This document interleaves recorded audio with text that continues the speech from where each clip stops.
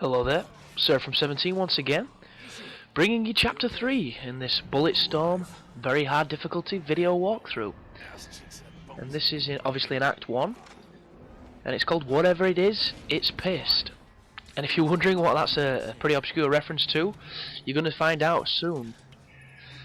Because we have a lovely running with something that you're not quite sure what the hell it is on this level, and it's a little bit more cinematic than I would have liked, but at the same time it does answer all the questions that you have at this moment in later game levels, so don't worry if you're completely in the dark about what the hell is going on. It will explain itself. It's good like that, Bulletstorm, and that's one of the things I like about it, because considering that the storyline is pretty basic and there's not all that much of it, it does have a little bit of referential hints in it.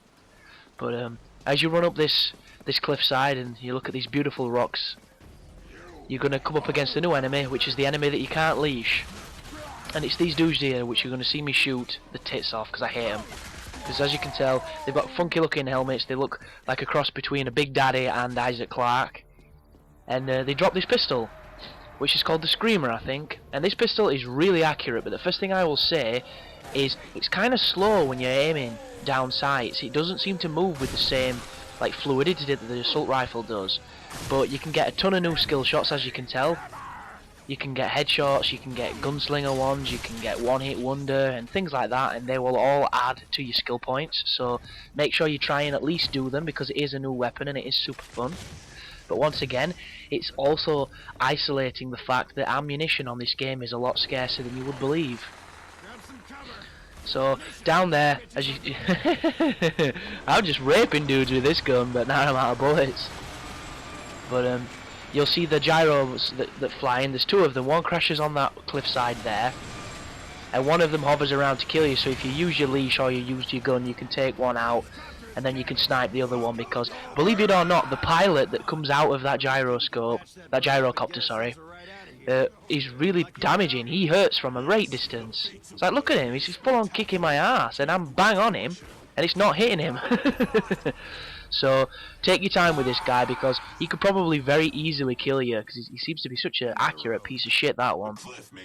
But I got surging off him, which I'm assuming is to blow a limb off or something like that, where you've actually selected a limb and it's your first shot or something.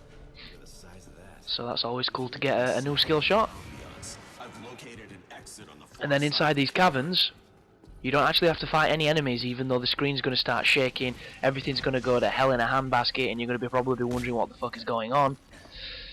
All you have to do on this next section is climb across this little ravine, doing the lovely left trigger, right trigger bullshit, which I'm not a big fan of at all.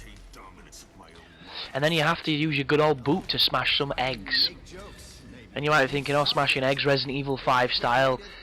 Kind of not. These eggs are the size of an 18-wheeler, so you can probably, well, they might not be that big, but they're big enough to tell you that whatever the hell laid them must have a giant asshole and body. But you come over here, this lovely interactive cutscene drops you down here, and now you get face to face with the eggs. And what happens on this moment is there are two branching paths. One leads to a dead end, which is the left one, and the right one leads to where you're supposed to go. But for some reason it seems to alternate depending on which path you choose. Because you'll see me now, I go the opposite to what I did the first time, and it's a dead end. So I'm led to believe that this is one of those moments that you pick your side to go up as a red herring, and then you backtrack and go the other side to get where you need to be. So as soon as you hear that noise, you need to start smashing towards the opposite direction, because something's coming for you. And in all honesty, you've got 1 minute and 25 seconds, and after that you're probably gonna die. I don't know if anything comes for you, or if there's anything cool to see when that's happening, but I will guarantee if you do not get out of these caves in that time limit, the screen will go red and it's checkpoint time. So be as quick as you can, mantle over this, and then run. And just be aware that you saw right then, I did the double tap A dash, he dashed right into a rock and it stopped me dead.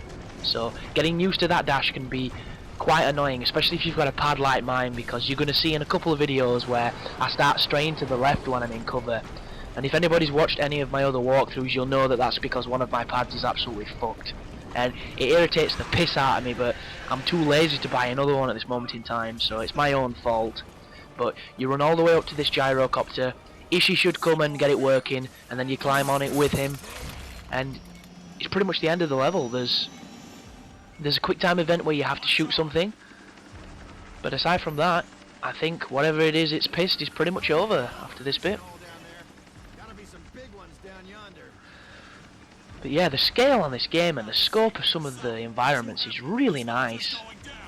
And it keeps it up pretty much throughout the game. It's a consistent wow factor that it keeps introducing. And I think the reason for that is because the mechanics that they use are not, you know, the most innovative, and they're not that dynamic really. There's only a handful of them. There's like the leash, there's the dash, there's the kick, there's, you know, the environmental hazards and stuff like that.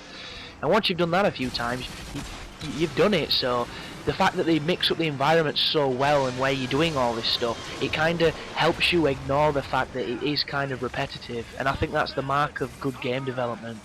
But we're coming to the end of this video, guys, so I hope you're enjoying the guide so far. It's going to be slow uploads because I'm uploading from my shitty home, and come Tuesday I should have it all up, so look forward to that, and thank you for your time.